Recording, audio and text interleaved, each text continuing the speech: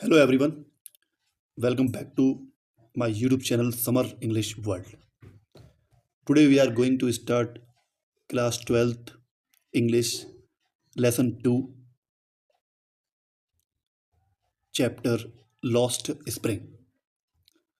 अभी तक इसके दो पार्ट्स हो चुके हैं, पार्ट 1 एंड पार्ट 2 और अब हम इसका पार्ट 3 स्टार्ट करने जा रहे हैं।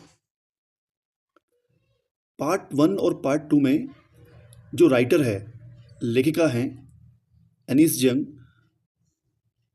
वो साहिब नाम के लड़के से बात करती है और उसके जीवन से जुड़ी हुई बातों को बताती है। लेकिन अब जो राइटर हैं वो एक और लड़के मुकेश के बारे में बताती हैं। तो देखते हैं हम इस पार्ट 3 में और आगे क्या होता है। चलिए स्टार्ट करते हैं। I want to drive a car. मैं कार चलाना चाहता हूँ। Mukesh insist on being his own master.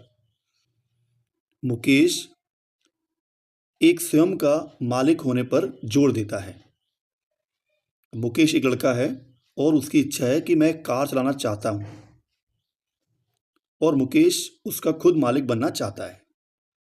I will be a motor mechanic. मैं एक मोटर सुधारने वाला मिस्त्री बनूंगा। ही अनाउंसेस। वह जोर देकर कहता है। मतलब कई बार आप किसी बच्चों से बात करते हो तो उनकी अपनी इच्छाएं होती हैं कि मुझे ये करना है, मुझे वो करना है। तो कई सारे लोगों के सपने होते हैं। तो ऐसे ही लेखिका मुकेश से जब बात करती है तो मुकेश बताता है, do you know anything about cars? क्या तुम कारों के बारे में कुछ जानते हो? I ask. मैं पूछती हूँ। I will learn to drive a car. मैं कार चलाना सीख लूंगा। He answers. वह उत्तर देता है। Looking straight into my eyes. मेरी आंखों में सीधे देखते हुए, एक कॉन्फिडेंस के साथ। हिज ड्रीम लूम्स लाइक अ मरीज। उसका जो सपना है वो अस्पष्ट दिखता है। मरीज मतलब मरीज का, मरीज का मतलब होता है कि थोड़ा सा भ्रम पैदा होना। जैसे में कोई चीज़ दिखती है और रियल में वो चीज़ वैसी नहीं होती है, तो ऐसा कभी भ्रम होता है ना। तो ऐसा वो बनना तो चाहता है, कार का मैकेनिक, कार चलाना चाहता है। लेकिन देखते हैं आगे क्या परेशानियां हैं उसके साथ। Amidst the dust of streets.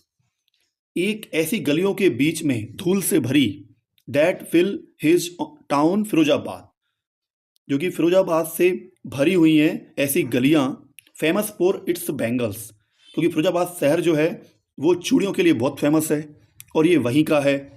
ठीक है।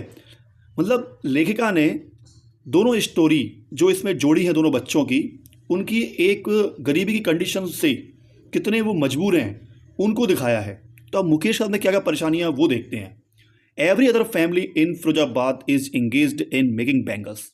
हर दूसरा परिवार फिरोजाबाद में चूड़ियाँ बनाने में लगा हुआ है, व्यस्त है। मतलब हर घर में चूड़ियाँ बनती हैं, मतलब यही उनकी रोजी रोटी है और इसी से वो अपना गुजारा करते हैं। Every other family in Firozabad is engaged in making bangles. मतलब हर दूसरा परिवार व्यस्त है चूड़ियाँ बनाने में। It is the centre of India's glass blowing industry where families have spent generations working around furnaces. यह ग्लास ब्लोइंग इंडस्ट्री मतलब कांच को आकार देने का भारत में यह एक केंद्र है जहां पर परिवार, where families have spent generation, जहां पे कई सारे लोगों ने अपनी पीढ़ियां बिताई हैं। मतलब कई लोग पीढ़ियों से ये काम कर रहे हैं वहां पर। Working around furnaces. फर्नेसेस मतलब भट्टियों में। कई सारी भट्टियां हैं जहां पर कांच को गर्म किया जाता है, पिघला के उसे आकार दिया जाता है चूड़ियों जैसा, और भी कई सारे मतलब चीज़ें बनाई जाती हैं। तो ये मेन सेंटर है वहाँ का। बेल्डिंग ग्लास को जोड़ना। Making bangles for all the women in the land it seems. मतलब सबके लिए, जितनी भी महिलाएं हैं पूरे भारत में या जहाँ भी, अगर वहाँ पे सबसे ज़्यादा चूड़ियाँ अगर जाती हैं तो फिरोजाबाद से जाती हैं। आप देख सकते हैं कई सारे जो वर्ड मीनिंग्स हैं डिफ़िकल्ट वाले, उसको मैंने साइड में लिख भी दिया है। तो कई सारे वर्ड मीनिंग्स जो हैं डिफ़िकल्ट, आप उसको साइड में देख भी सकते हैं, उनको नोट भी कर सकते हैं। आगे देखते हैं। Mukesh family is among them. Mukesh का परिवार भी उनमें से एक है। None of them know that it is illegal for children like him to work in the glass furnaces.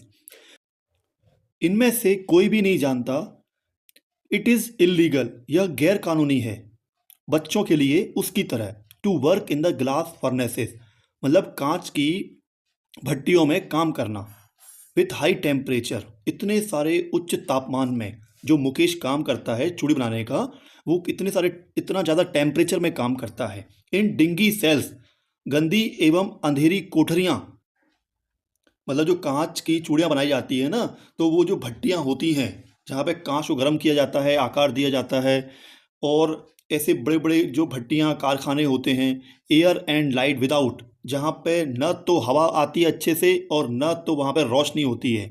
That the law वह कानून, इफ़ इन्फोर्स्ड अगर उसे लागू किया जाए, अगर एक कानून को लागू किया जाए, अगर अगर कानून को लागू किया जाए, if enforced could get him and all those 20,000 children out of the hot furnaces, तो 20,000 बच्चों को, ऐसे बच्चों को काम करने से वह बाहर निकाल सकता है जहाँ पे ऐसे बच्चे काम करते हैं। Where they slog their daylight hours, जहाँ वे कड़ी मेहनत दिन और रात में करते हैं। Often losing the brightness of their eyes, और अपनी आँखों की चमक को खोते हुए भी, मतलब ऐसे क्या है, बराबर रोशनी में काम करने से आँखें की चमक कम हो जाती है, नज़र कम हो जाती है। Mukesh eyes beam as he volunteers to take me home, Mukesh की जो आँखें हैं वो चमक उठती हैं, अपनी इच्छा से प्रकट करती हैं मुझे घर ले जाने के लिए, अपना घर दिखाने के लिए। मतलब लेखिका जैसे मुकेश जैसे लड़के से मिलती है, उसके जीवन में जानना चाहती है, तो मुकेश को भी अच्छा लगता है कि जैसे ना कोई उससे अच्छे से बात कर रहा है, कोई दीदी कह लो या कोई आंटी कह लो इसमें, तो वो चाहता है कि मैं चलो आपको अपना घर दिखाता हूँ। Which he proudly says is being rebuilt, वह गर्व से कहता है अपने घर के लिए कि उसे फिर से बनाया जा रहा है। We walk down stinking lanes, और हम चल पड़ते हैं उन गलियों में। स्टिंकिंग मतलब बदबूदार, मतलब आप एक इमेजिनेशन कर सकते हैं, बहुत ही स्लिम एरिया, ऐसा एरिया जहाँ पे मतलब जैसे विलेजेस टाइप का एरिया भी हम बोल सकते हैं, जो विकसित ना हुआ हो, जिसमें अगर अपन आज से 20-25 साल पहले भी चले जाएं, जब अपनी नानी या दादी के यहाँ घर जाते थे तो इतना डेवलपमेंट नहीं हुआ था गाँव में, तो वही सीन आप लोगों को इमेजिन करना है मन में। चौक्ड विथ गार्बेज, मतलब कचरे से पूरी चौक हैं उस आसपास की जो गलियां हैं, नालियां वगैरह। Past homes that remains hovels with crumbling, और गलियों में से घरों से निकलते हुए, past homes that remain hovels, hovels टूटी फूटी झोपड़ियाँ, वैसे घर हैं, टूटी फूटी झोपड़ियों के जो घर हैं, विथ क्रम्बलिंग वॉल्स, और उनकी दीवारें, मतलब टूटी फूटी दीवारें है ना, क्रैक जो हो जाती है ना दीवार। वॉबली डोर्स, और लड़खड़ाते हुए दरवाजे हर उसके, मतलब घरों के। नो विंडोज, न तो उनमें अच्छे से खिड़कियां हैं। Crowded with families of humans and animals को एग्जिस्टिंग इन अ प्रीमियल स्टेट, और क्राउडेड मतलब भीड़ से, मतलब बहुत लोग रहते हैं परिवार में, ऑफ ह्यूमंस एंड एनिमल्स, और मतलब जानवर भी, किसी के यहाँ पे जैसे गाय भैंस बंधी हुई है तो किसी के पास में ना कुत्ते बिल्ली भी हैं, बकरियाँ भी हैं, तो ऐसे मतलब घरों के पास में ही वो उनके साथ में मिलके को एग्जिस्टिंग, मतलब साथ साथ रहते हुए, इन प्रीमियबल स्टेट, मतलब जैसे आदिकाल में लोग रहते थे ना बहुत पुराने टाइम पर, वैसे ही रहना, ऐसे घर देखने को मिलते हैं। He stops at the door of one such house, और वह रुकता है एक ऐसे घर के पास में, सामने। बैंक्स अ वॉबली आयरन डोर, और बैंक्स मतलब बजाता है उस घर को। Wobbly door, wobbly door, wobbly door means हो जाएगा डगमगाता हुआ गेट, मतलब हिलते हुए गेट घरों के, और उसको अपने पैर से थोड़ा धक्का देता है मारते हुए। एंड पुशेस इट ओपन, और धक्के से उसको खोलता है। We enter a half built shack, और हम एक आधी बनी हुई झोपड़ी, और हम आधी बनी हुई झोपड़ी के अंदर जाते हैं, है ना, आधी बनी हुई है। In one part of it, उसके एक हिस्से में, थैस्ड विथ डेड ग्रास, और एक ऊपर से घास फूस का छप्पर बना हुआ है। आप इमेजिन कर सकते हैं कि कैसे गांव में या विलेजेस में बैकवर्ड्स एरिया में घर बने होते हैं, है ना, घास फूस के छप्पर ऊपर लगा हुआ है। Is a firewood stove over, और वहाँ पर एक लकड़ी से जलने वाला चूल्हा, over which sits a large vessels of sizzling spinach leaves, और उसके ऊपर एक बहुत बड़ा बर्तन, उसके ऊपर एक बहुत बड़ा बर्तन रखा हुआ है जिसमें छन छन की ध्वनि, मतलब आवाज़ से उबल कुछ चीज़ उबल रही है। आप इमेजिन कर सकते हैं पानी उबलता है, और स्पिनच लीव्स मतलब पालक की पत्तियां उबल रही हैं। ऑन द ग्राउंड, और ज़मीन पर, इन लार्ज एल्यूमिनियम प्लॉटर्स, और ज़मीन पर एक बहुत बड़ा एल्यूमिनियम का थाल पड़ा हुआ है। आर मोर चॉप्ड वेजिटेबल्स, और उसमें कटी हुई सब्जियां पड़ी हुई हैं, मतलब वो लोग सब्जी बना रहे होंगे, तो ऐसी अवस्था वो लेखिका देखती है। A frail young women is cooking the evening meal for the whole family, और एक फ्रेल मतलब दिखने में दुबली पतली सी एक महिला, यंग वुमेन, बहुत छोटी उम्र की, ज़्यादा उम्र की भी नहीं, इज कुकिंग द इवनिंग मील, और शाम का खाना बना रही है, फॉर द होल फैमिली, पूरे परिवार के लिए। Through eyes filled with smoke, और उसकी आंखें धुएं से, उसकी आंखें धुएं से भरी हुई है, मतलब जो चूल्हा जल रहा है तो चारों तरफ धुआं फैल रहा है। शी स्माइल्स, वह हंस मुस्कुराती है, मतलब लेखिका जाती है उसके घर पे मुकेश के साथ में, उस बच्चे के साथ में, तो वो देख के आदर करते हैं तो वो स्माइल करती है। She is the wife of Mukesh elder brother, वह मुकेश के बड़े भाई की पत्नी है। Not much older in years, वह ज़्यादा बड़ी नहीं है उम्र में। She has begun to command respect as the bahu, फिर भी उसे एक बहू का दर्जा घर में दिया गया है। The daughter in law of the house, घर की एक बहू। Already in charge of 3 man, उसके ऊपर पहले से ही 3 लोगों की जिम्मेदारी है। हर हस्बैंड, उसका पति, Mukesh and their father, Mukesh और उसके पिताजी। When the older man enter, जब एक बूढ़ा व्यक्ति घर के अंदर प्रवेश करता है वहीं पर, ऐसा देखते हुए, she gently withdraws behind the broken walls and brings her well, वह आहिस्ता से टूटी हुई दीवार के पीछे चली जाती है, मतलब वो बूढ़े व्यक्ति को देखते ही। And brings her veil to closer to her face, और घूंघट कर लेती है, घूंघट से अपने चेहरे को ढक लेती है। एज कस्टम डिमांड्स, जैसे कि रीति रिवाज में कहते हैं, डॉटर्स इन लॉ, मतलब बहू को must veil their faces before male elders, जो बड़े घर के लोग होते हैं उनके सामने घूंघट करना पड़ता है। In this case the elder is an empowered, इस स्थिति में जो बूढ़ा व्यक्ति है वो एक कंगाल व्यक्ति है। कैसा व्यक्ति है वो? एक कंगाल व्यक्ति है और शक्तिहीन है, मतलब ज़्यादा हाथ पैरों में जान भी नहीं है। बैंगल मेकर, और वो एक चूड़ी बनाने वाला है, और वह चूड़ी बनाने वाला है वह व्यक्ति।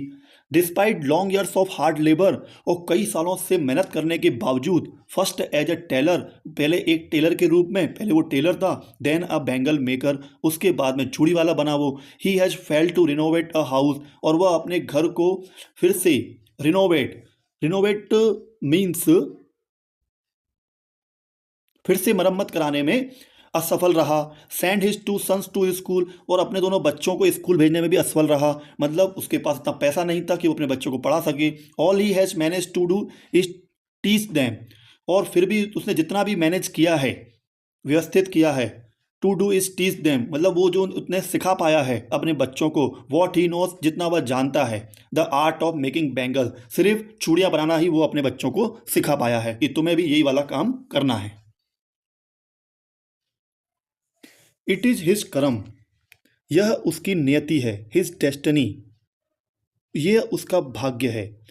Says Mukesh grand mother, Mukesh की दादी माँ जो होती है वो वहाँ पे कहती है उस बूढ़े व्यक्ति के लिए। Who has watched her on husband go blind with the dust from polishing the glass of bangles, जिसने अपने पति को देखा है अपनी आँखों की रोशनी को गंवाते हुए। डस्ट फ्रॉम पॉलिशिंग मतलब जो चूड़ियाँ बनाते हैं ना, तो वहाँ पर क्या है, जो धूल उड़ती है, कांच से जो धूल उड़ती है वहाँ पर, उससे जो पॉलिशिंग करते हुए तो उस समय क्या है, वो इतना मतलब नुकसानदायक होता है कि लोगों की आंखों की रोशनी भी कम हो जाती है, उससे नुकसान पहुंचता है। Can a God given lineage ever be broken? क्या ईश्वर की बनाई हुई सी क्या ईश्वर की बनाई हुई इस परंपरा को तोड़ा जा सकता है? शी इम्प्लाइज, वह इसके बारे में कहती है। Born in the caste of bangle makers, मतलब वो ये चूड़ी बनाने वालों की जो जाति में पैदा हुए हैं, उनका काम ही है चूड़ी बनाना। तो क्या इस चीज़ को बदला जा सकता है कि वो कोई दूसरा काम कर सकें? They have seen nothing but bangles, जी उन्होंने चूड़ियों के अलावा कभी कुछ और देखा ही नहीं है फिरोजाबाद में। इन द हाउस, घर में, इन द यार्ड, आंगन में, in the every other house, in the every other house, हर दूसरे घर में, इन एवरी अदर यार्ड, दूसरे आंगन में, every street in Firozabad, Firozabad की दूसरी गलियों में, स्पाइरल्स ऑफ बैंगल्स, चूड़ियों के जो गोल बने हुए गुच्छे,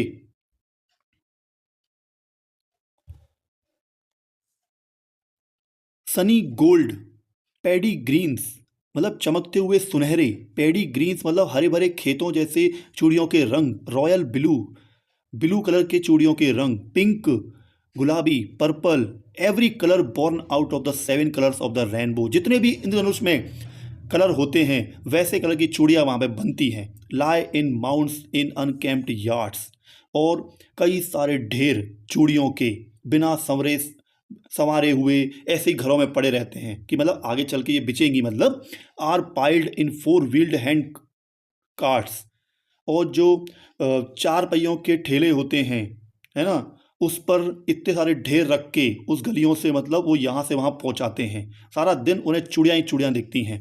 pushed by young man along the narrow lanes, और उन चूड़ियों के ढेर जो ठेले पर हैं उनको ढोते हुए जवान लोग सकरी गलियों से ले जाते हुए सारा दिन।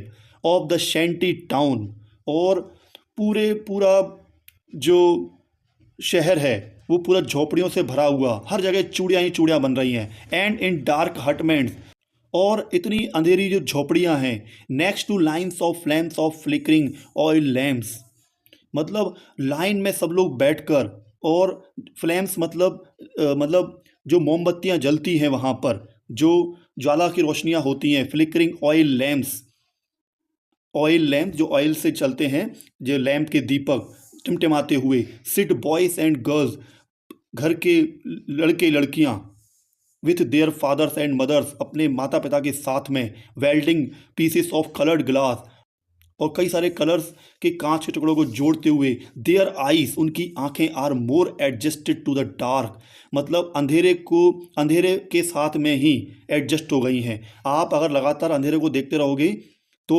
आपको ज़्यादातर अंधेरा ही आपकी आंखों से एडजस्ट हो जाएगा, है ना, आंखों में नुकसान भी पहुंचता है, इसलिए कम रोशनी में हमें पढ़ना भी नहीं चाहिए। Then to the light outside, और बाहर के प्रकाश से अंदर का प्रकाश जो है बहुत ही कम होता है। That's why they often end up losing their eyesight, और इसलिए वे अपनी आँखों की रोशनियाँ जल्दी खोते जाते हैं। बिफोर दे बिकम एडल्ट्स, और जवान होते होते, मतलब एडल्ट होते होते कई सारे बच्चे बच्चियां अपनी आँखों की जो आई साइट हैं, नज़रों को कम कर लेते हैं, जिससे उन्हें प्रॉब्लम और नुकसान भी होता है। तो ऐसी स्थितियों में भी लोग रह रहे हैं, आप देख सकते हैं। इसके बाद में पार्ट 4 और इसका और बनेगा। अगर आपको ये वीडियो अच्छी लगती है, अगर आपको ये समझ में आता है, if you enjoy my videos, please consider subscribe to my channel, like this video and sharing it with others and your friends. Your supports means a lot to me. Thanks for watching this video, everyone.